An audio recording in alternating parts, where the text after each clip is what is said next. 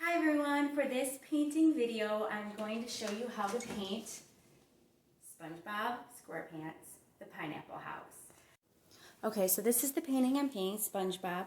I already transferred the tracer onto my sheet, onto my canvas. I actually like having more than one water, so when I brush out my brushes I don't have to keep running to the sink and cleaning them out, and it saves me time. The first step I'm going to do is I'm going to actually dip my paintbrush, my small brush, in water, dip it in black paint, and I'm going to outline the pencil marks, most of these pencil marks.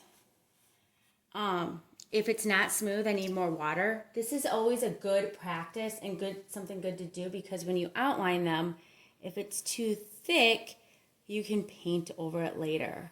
And sometimes later on in the painting, you can also outline it in a Sharpie marker.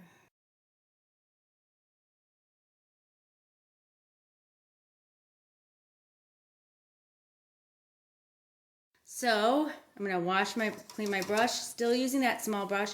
I'm going to outline that pineapple with those ridges.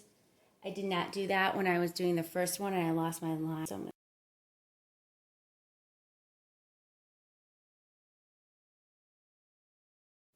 now, if you want to use a medium brush, you can. You can always do things differently. It doesn't have to be exact, but I like to use my big brush because I'm going to fill this all in, and then I'm going to go back over it later on with some layers as well to get the different tones, because you have a gradient here.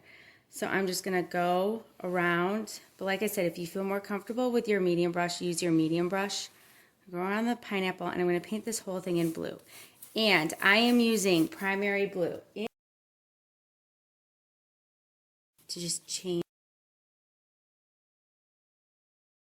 I'm going to not wash my brush after this and grab some white. I'm going to paint the bottom in white. Now, I did not use a lot of paint for the top half, okay? That is important because when we do layers, we want it to dry. If there's a lot of paint and it's wet, blow dry it. So this is the nice thing about actually doing stuff from home. You can stop, blow dry it, take your time in it. You're not in a rush. I'm going to do a little bit blue and white.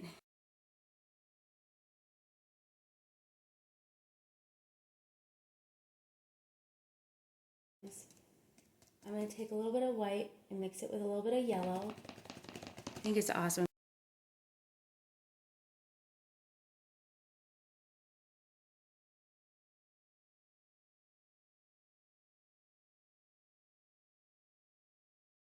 I'm going to take this green and I'm going to paint the path. I typically like making my own green, but this green is perfect, so might as well.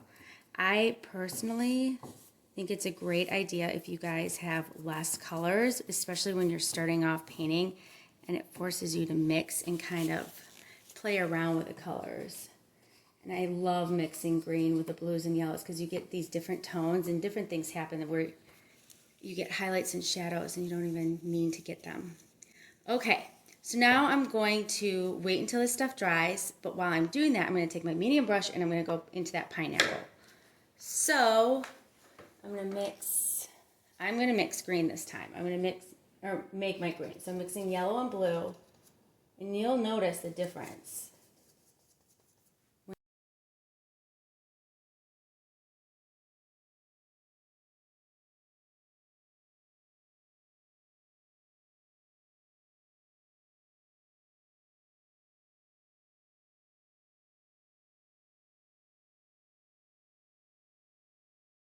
Boring, or like gray tone. So I'm mixing a little bit of blue and white, and you can use your small brush, and I'm painting this in blue and white. If for some reason I just did just a little bit of blue, but if you have it really dark, and I'll show you in this next window,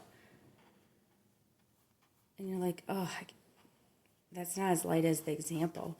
That's okay, because you can clean your brush. You can put white over it, and it lightens it up. So, like Bob Ross says, there's no mistakes in art. Everything can be fixed and solved. And then what happens is you make happy little accidents. And it's actually extremely true because there's no precise way to do it, which is kind of why I love art. You can come up with all sorts of creative ways to You could do the same painting and it looks so different when everyone does it. But they're all doing the same. I'm going to paint around this first part, not the inside of the door. I'm just doing this blue and white around it. So I'm just going to grab that white. I'm going to paint the door. I can paint over the handle of the door, but after I paint over it, I still see it. So I'm going to go in with my small brush and a little bit of blue. And I'm going to actually take my time on this because I don't really need to do many layers. I don't have to do any more layers. This is it.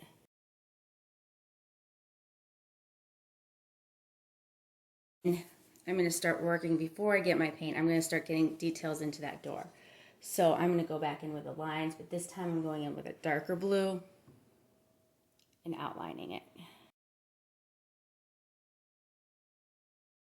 Highlight my door is pretty light, so I can even take a little bit of blue and I'm wiggling that in. I'm going to actually wiggle a little bit more white in there so it has more of a lighter blue. And how I'm blending that is literally just taking just a tinge of paint and just kind of moving that brush around. It's called scumbling, and I love doing that technique. I do that quite often.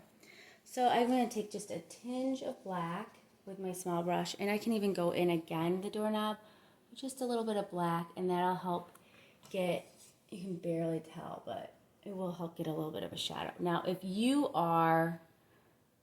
if this is too thick or you have too much paint, you're not going to get as much detail because you're going to get this nice thick kind of look to it. So you don't want to use a lot of paint and you don't want to add a lot of pressure to your brush, because if you add too much pressure to your brush, then you get thick lines.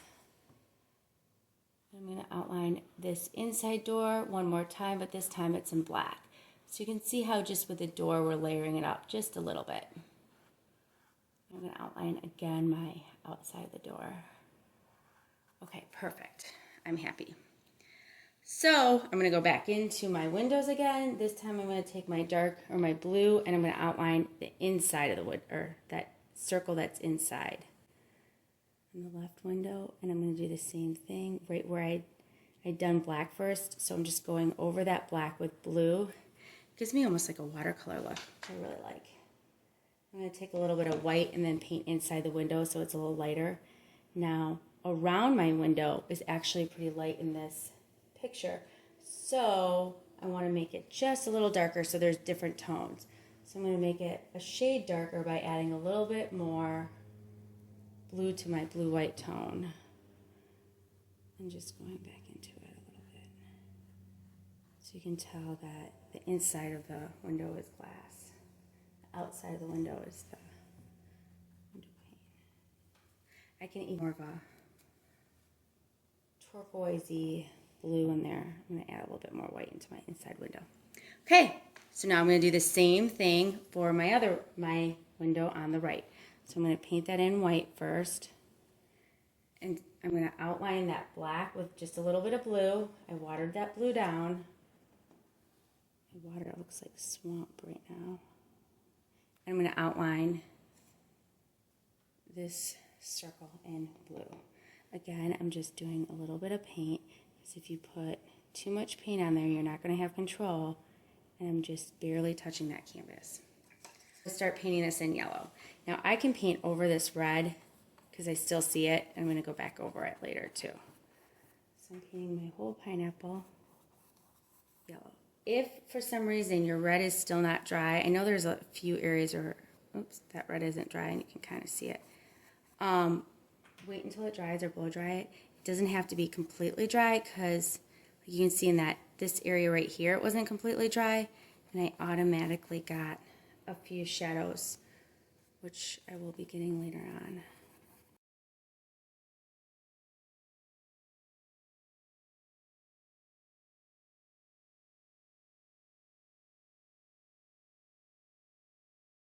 In here I can go in with a little bit more yellow and put yellow straight onto that green, so you can kind of play around with it to get your shadows and highlights. Even if it was just green, it would still look. But some green in these little flowery plant things. I'm just going to paint in. And I can always go back in. Look here on my canvas. I can go back in later and get real detailed. Some of you guys like to paint exactly in the lines. I am really bad at that. Painting inside lines drives me nuts. I get too impatient. I'm going to take my black and I'm going to outline my path.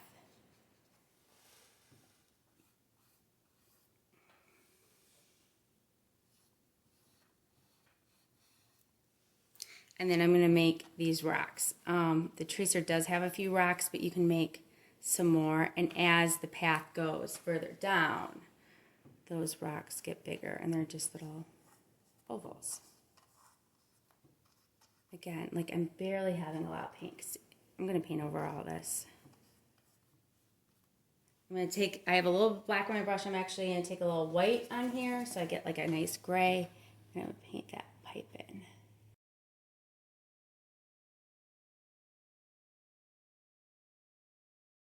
I'm doing second layers in here. And I'm dipping my little bit of water, a little bit of, I can do a little bit thicker blue this time. I'm going in and I'm going to paint halfway of this background. So it's actually halfway, a little bit further than half the canvas. One hand and two fingers. So right where it hits, like right where it hits the pipe.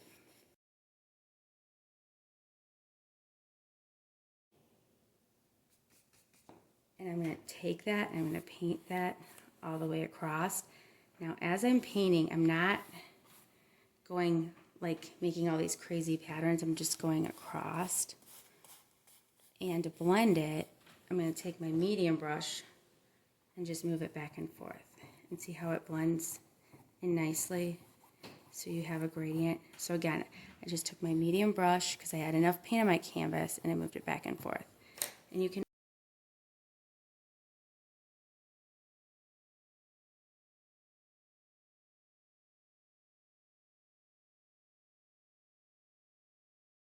So with my big brush, I did not clean it. I actually like my background, how it turned out, or my sand. So I'm going to leave it, but you can, again, you can mix some different colors to get more tones into it. I am going to go over these stones though. So I'm taking my medium brush, it already has blue on it. So I'm just going to add some yellow and I'm going to paint inside the stones. And I'm just going to grab a little bit of white with what I have, and on the top of the stone, so if this is a stone, on the top I'm just adding a little bit of white. All I have left is maybe a little detail in these plants, and then I want this area to be more 3D. So I'm going to mix a little bit of my red with that yellow. Red is really strong, so I'm just using a tinge of red, otherwise I'm not to get orange. And I want it to go around the pineapple to get that glow. And I didn't have a lot of paint. I'm still using a little bit of water to have it blend. I'll put some more yellow paint in here, but I do like to finger paint. Scumbling and finger painting. Those are my favorite techniques. Okay, so now I want to get some more yellow in there. I'm going to grab the yellow. And the reason I'm adding this yellow is I can take that yellow and move it across this part and I'll get more of a blend. And it's always nice to have a second layer. If for some reason your painting starts becoming, your pineapple becomes all one color, or it's too orange or too whatever, you can always go back into it. I can go in with a little bit of white maybe to make it lighter and put some white on top or some yellow. So even if I wanted to go into certain parts, like if this line was too thick and I wanted to thin it down, I could mix a little up. I would just add a little bit of white, go over it with white first, and then I'll go over it with a little bit of yellow, and then probably outline this again. Okay, I just outlined my pineapple, the leaves, which I like, What I am going to do is I will probably, like if I look this over, I might go back in the path a little bit and maybe outline it. I'm going to make that, I don't know what that is, like starfish in the lake or this ocean shape, and it's right here, and then that is it.